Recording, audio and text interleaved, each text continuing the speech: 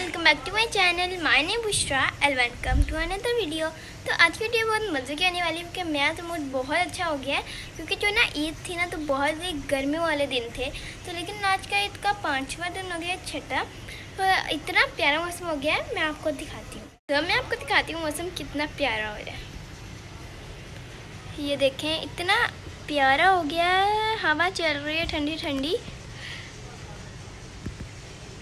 शुरू में जो है ना गरम गरम हवा थी, पर अब इतनी ठंडी है, मज़ा आ रहा है। आज की जो रेसिपी है वो है धुआं दही गोश्त की रेसिपी। तो आप लोगों ने फुल देखनी है वीडियो, कहीं से भी छोड़नी नहीं है क्योंकि जो रेसिपी है आप छोड़ देंगे तो आपका गलत बन जाएगा। तो अब वीडियो को सबसे पहले तो आप लाइक कर दें और चैनल में तो प्लीज़ सब्सक्राइब कर दें और मुझे कमेंट में डन लिख दें कि मैंने सब्सक्राइब कर दिया या किया हुआ है। तो अब वीडियो को स्टार्ट करते हैं। बिस्मिल्लाहिर्रहमानिर्रहीम। कैसे हैं आप सब? उम्मीद है कि खैरियत से होंगे। तो आज बहुत ही अच्छी रेसिपी मैं आपके साथ शेयर करने जा रही हूँ, धुआं दही गोश्त। मैं इसी रेसिपी में इसे मटन से भी बनाया और एक बार मैंने इसे बीफ से भी बनाया, तो दोनों चीज़ों से बन सकता है। मैं सारी पिक्चर्स आपके साथ शेयर कर रही हूँ और दोनों का फाइनल लुक भी आपके साथ शेयर कर रही हूँ। बहुत ही ज़बरदस्त बनता है। जैसे कि आजकल दावतें हो रही हैं और जैसे बंदा राइस बनाता है तो राइस के साथ एक ग्रेवी हम ज़रूर रखते हैं। तो ये बहुत ही डिफरेंट होने वाली है, बहुत डिफरेंट बनेगी। कढ़ाई से हट के है, ग्रेवी से हट के, और बहुत ही टेस्टी बनती है। सादी रोटी के साथ भी अच्छी लगती है, नान के साथ भी। और खाने वाले तो वाह वाह करते रह जाते हैं और पूछते हैं कि आपने इस ग्रेवी में ऐसी क्या चीज़ यूज़ की है कि इसका टेस्ट बिल्कुल ही डिफरेंट है, बिल्कुल ही कढ़ाई से भी डिफरेंट है।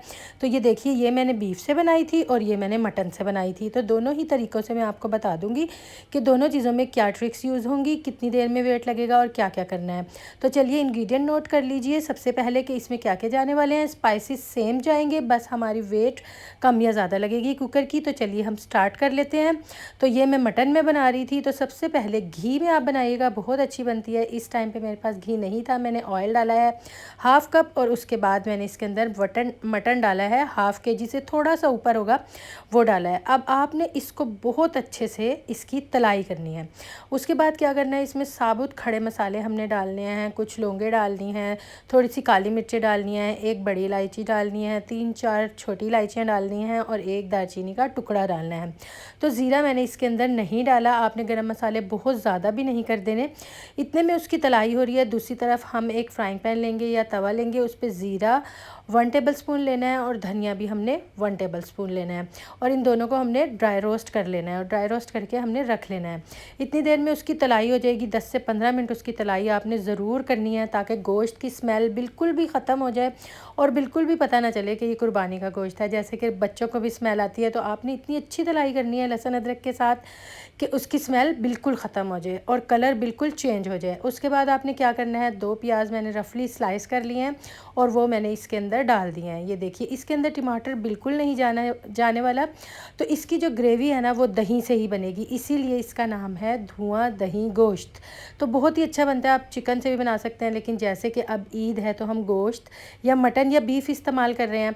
तो अब मैंने तकरीबन 2 गिलास पानी इसके अंदर डाला और आपने अपने मुताबिक डालना है कि कितनी देर में आपका गोश्त गल जाता है और पानी ड्राई हो जाता है, तो उतना ही पानी डालिएगा और उतनी ही वेट लगाइएगा। मैंने इसको 20 मिनट की वेट लगाई है, तो मेरा मटन तकरीबन गल चुका था। तो इस स्टेज पे आपने बोटी को चेक कर लेना है क्योंकि आगे हमारी ग्रेवी बनेगी कि गल गई है या नहीं। तो जब बिल्कुल पानी ड्राई हो जाएगा उसके बाद क्या करना है, 1/2 टीस्पून हल्दी मैंने इसके अंदर डाली है और 1 टीस्पून मैंने साल्ट के डाले हैं। अब देखिए, इसका ऑयल ऊपर आ चुका है, पानी इसका बिल्कुल खुश्क हो चुका है और ऑयल भी ऊपर आ गया, ये देखिए। तो इसको हमने स्टर फ्राई करना है, ये देखिए, बिल्कुल थोड़ी देर के लिए। उसके बाद हमने क्या करना है, देखिए ऑयल तो ऊपर आ चुका है। उसके बाद जो धनिया और ज़ीरा मैंने भून के रखा था ना, उसको मैंने मिक्सी जार में ग्राइंड कर लिया है और इस स्टेज पे इसके अंदर डालिएगा। इसको स्टार्ट में आपने नहीं डालना क्योंकि आपका गोश्त बिल्कुल ब्लैक हो जाएगा, तो इसी स्टेज पर आपने डालना है। तो उसके बाद क्या करना है, मैंने 1/2 kg दही ली है जो इस स्टेज पर इसके अंदर जाएगी और दही की फिर हम हल्की लो फ्लेम पे हमने इसकी भुनाई करनी है। इसकी तेज़ फ्लेम नहीं करना क्योंकि एकदम से दही फट जाती है। ये देखिए, दही अब ड्राई हो चुकी है। तो 5 से 6 हरी मिर्चें ली थी और उन्हें मोटा मोटा मैंने कूट लिया। तो इस ग्रेवी में ना सारा टेस्ट काली मिर्चों का जाएगा और हरी मिर्चों का जाएगा, तो लाल मिर्चें इसके अंदर हमने ऐड नहीं करनी। अब 1/2 टीस्पून मैंने इसमें काली मिर्चें डाली हैं और 5 से 6 हरी मिर्चें कूट के मैंने इसके अंदर डाली है ताकि उसका टेस्ट इसके अंदर डाले आ जाए। तो ये देखिए बहुत ही अच्छी बनकर रेडी हो गई है। अब जिस कढ़ाई में मैंने सर्व करना था ना, मैंने इसे उसके अंदर डाल दिया है और स्मोकी फ्लेवर देने के लिए ना मैंने इसके अंदर कोयला रखा है। आप कोई भी प्याली या ऐसी चीज़ रखिए या फॉयल रखिए और उसके बाद कोयला इसके अंदर रखिए। अब उसी ऑयल से इसको 5 से 10 मिनट के लिए दम लगा दीजिए। देखिए नहायत शानदार ग्रेवी बनके रेडी हुई है। इसकी सारी ग्रेवी दही की बनती है, प्याज इसमें थोड़े हैं, टमाटर भी नहीं है। अब ऊपर से आपने अदरक डालना है, हरी मिर्चें डालनी है, लेमन स्लाइस डालने हैं, प्याज़ों के लच्छे डालने हैं। जैसे भी आप सर्व करना चाहें आप इसको सर्व कर सकते हैं। तो ये मैंने एक कढ़ाई में सर्व की थी और दूसरी फाइनल लुक की तरफ चलते हैं कि कैसे करते हैं। तो देखिए अगर आप बीफ की बना रहे होंगे ना, तो आपने उसको तकरीबन 30 मिनट्स लगाना है ताकि गोश्त बिल्कुल गल जाए। ये देखिए, और मटन को मैंने 20 मिनट लगाया था। तो आप देखिएगा कि आपके कुकर में और आपके पानी में कितनी देर में दोनों गोश्त गलते हैं, तो उसी के मुताबिक बनाइएगा। मटन से भी बन जाएगी और बीफ से भी बन जाएगी, लेकिन नहायत शानदार बनती है, बहुत डिफरेंट टेस्ट है। ये देखिए आपको पता चल रहा होगा, इसके ऊपर भी मैंने अदरक डाला और हरा धनिया डाला और हरी मिर्चें डाली और ये थोड़े से प्याज के लच्छे इसके ऊपर मैंने लगा दिए। ये देखिए, और अब मैं आपको टेस्ट करके बताती हूँ कि कैसा है। अब मैं इसको सादी रोटी के साथ खा रही हूँ। ये देखिए बहुत ही टेस्टी, और बोटी देखिए बिल्कुल हलवा हो चुकी है। हलवा हो जाए लेकिन बोटियों को अंदर टूटना नहीं चाहिए। तो बहुत ही शानदार ये रेसिपी बन के रेडी होगी। आपने अगली दावत के लिए इसको ज़रूर ट्राई करना है। मुझे अपना फ़ीडबैक ज़रूर देना है कि आपको ये रेसिपी कैसी लगी और आपने कब और कहाँ इसको बनाया। तो जैसे कि आजकल आपके पास बीफ भी होगा, मटन भी होगा, तो आप आज ही इस रेसिपी को ट्राई कर सकते हैं। दही प्याज तो हर घर में मौजूद होते हैं।